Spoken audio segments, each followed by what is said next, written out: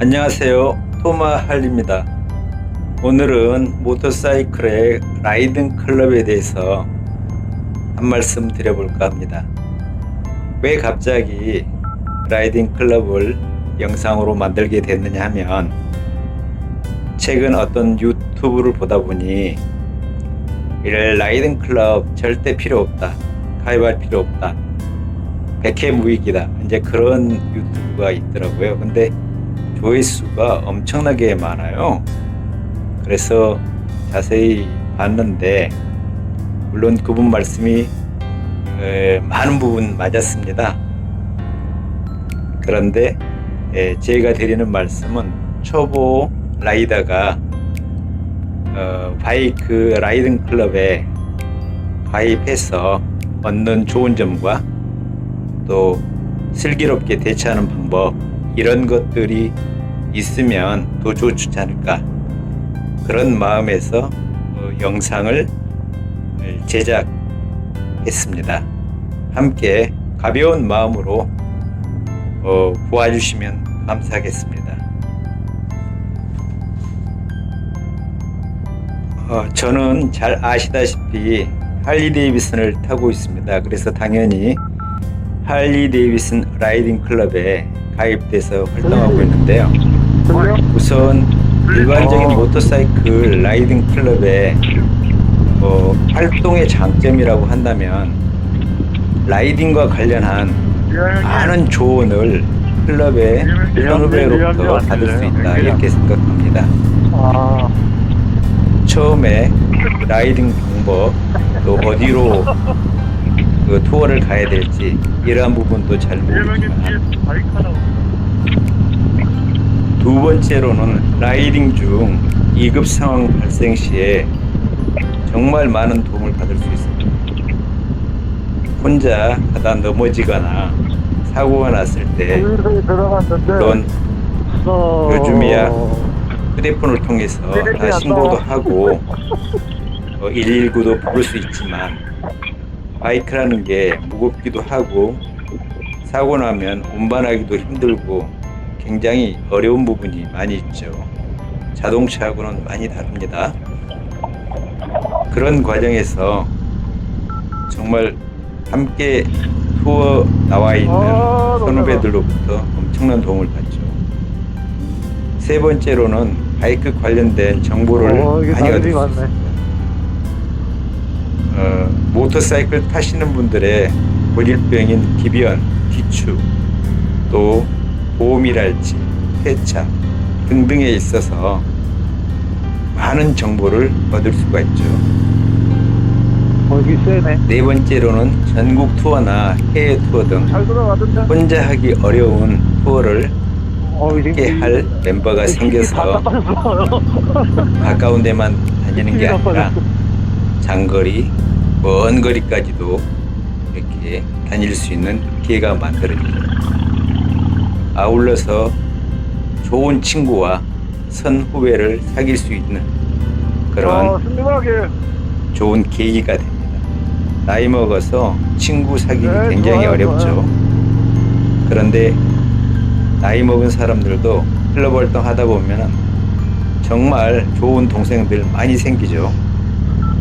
물론 하기 나름입니다만. 이와는 반대로 단점도 여러 가지가 있습니다. 첫 번째로는 여러 사람이 모이다 보니 불협화음이 생길 수밖에 없습니다. 아무리 제도나 규정, 시스템이 잘 되어 있다고 해도 모든 게 사람이 하는 일이다 보니 의견 차이가 생기지 않을 수 없습니다. 그런 점은 단점이라고 하겠죠. 두 번째로는 그룹 투어 라이딩은 생각보다 쉽지 않습니다. 앞뒤 간격이랄지, 또 응급 상황 발생 시 대처랄지, 이런 것들이 혼자 유유자적하면서 할 때하고는 완전히 다르죠. 라이딩이 끝날 때까지 긴장을 놓을 수가 없습니다. 세 번째로는 두 번째와 비슷한 얘기입니다만, 자기만의 라이딩 스타일로 투어가 어려울 수 있습니다.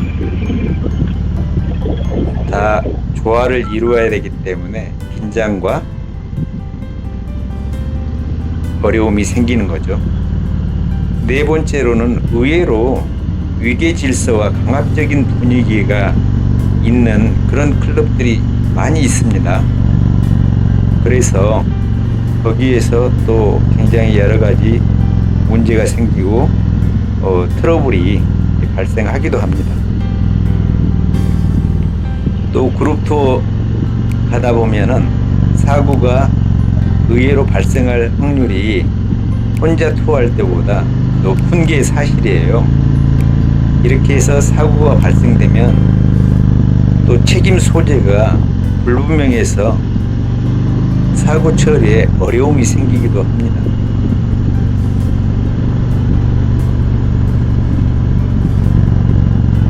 이번에는 라이딩 클럽의 형태에 따른 장단점을 한번 말씀드려 볼까 합니다. 크게 단일 규정만 가입이 허용되는 그런 클럽이 있고 여러 브랜드의 기종이 가입이 허용되는 그런 클럽도 있고요. 전국적으로 남녀노소 규종 불문의 라이딩 클럽이 있습니다. 첫 번째 단일 규정만 가입이 허용되는 그런 클럽은 첫 번째로 브랜드에 따른 문화와 성격이 명확해서 비교적 원활한 클럽 운영이 가능한 걸로 보여요. 다들 성능이나 문화가 비슷한 거죠. 또 두 번째로 폐쇄적인 클럽 운영으로 타 브랜드를 소유한 라이더에게 문호 개방이 쉽지 않는 단점이 있습니다. 대표적으로 하일리 데이비슨이나 올드인, BMW 등등의 클럽이 있죠. 이런 클럽은 다른 기종으로 들어가기가 쉽지 않습니다. 여러 브랜드의 기종이 가입이 허용되는 그런 클럽이 있죠. 이런 클럽은 특징이 비교적 개방적이고 가입과 탈퇴가 자유로운 형태로 운영되는 경우가 많습니다. 그러나 단점으로는 기종별 라이딩 성능과 성격이 달라서 그룹 라이딩에 어려움이 생깁니다. 그래서 결국은 같은 클럽 내에서도 브랜드끼리 또는 그 타입별로 모이는 경우가 생깁니다. 예를 들어서 할리는 할리대로 모여간다든지 BMW나 혼다는 R차는 R차대로 모여가고 이런 성격이 클럽으로 발전하죠. 마지막으로는 전국적으로 남녀노소 기종 불문의 라이딩 클럽이 있더라고요. 한마디로 말해서 개방적입니다. 실제로 만나서 함께 라이딩하는 회원이나 횟수 등은 다른 클럽에 비해서 상대적으로 매우 적은 것 같아요. 특징은 SNS상으로 소통하는 클럽이라고 보는 것이 좋더라고요. 제가 다 이것저것 경험을 해본 바입니다. 이 세 클럽의 끈끈함이랄지 이런 걸 살펴보면 단일 브랜드의 기종만 가입이 허용되는 그런 클럽이 비교적 문화와 동질성, 끈끈함 이런 게 좀 강한 편이고 여러 브랜드의 가입이 허용되는 그런 클럽들은 조금은 어지러웠습니다. 끈끈함도 상대적으로는 단일 기종 가입 허용되는 그런 클럽보다는 덜했다 이렇게 보고요. 전국 남녀노소 가입 허용되는 기종 불문의 클럽은 아까도 말씀드렸지만 SNS 상으로 활동이 좀 활발한 그런 클럽이 아닌가라고 생각합니다. 그러면 여기서 어떤 클럽을 선택해야 하는가, 초보인 라이더는 어떻게 해야 되는가, 이 여기에 대한 해답을 우리가 찾고자 하는 것이잖아요. 저의 예를 간단히 들어보겠습니다. 저는 영업사원이 구성한 신생 라이더 클럽에 가입해서 5년 이상 우정을 쌓으면서 별 탈 없이 지내오고 있습니다. 그렇다고 해서 다른 클럽을 전혀 가입하지 않았냐? 그것도 아닙니다. 저는 전국 단위 클럽에 가입해서 번개에도 여러 번 참여해봤고요. 여러 브랜드 남녀노소 클럽에도 가입해서 활동해봤습니다. 그래서 여기에서 제가 얻은 바로는 메인으로 활동하는 클럽, 정말 마음이 잘 통하는 클럽, 여기를 하나 만들어 놓고 기타 클럽은 선택적으로 이렇게 필요할 때 활동하는 게 좋지 않을까라고 생각합니다. 또 혼자 투어도 많이 하시고요. 그 탠덤을 통해서 활동을 강화하고 하는 것도 나쁘지 않다, 이렇게 생각합니다. 모든 것은 사람이 하는 일입니다. 옛말에 빨리 가려면 혼자 가고 멀리 가려면 함께 가라, 그런 말이 있죠.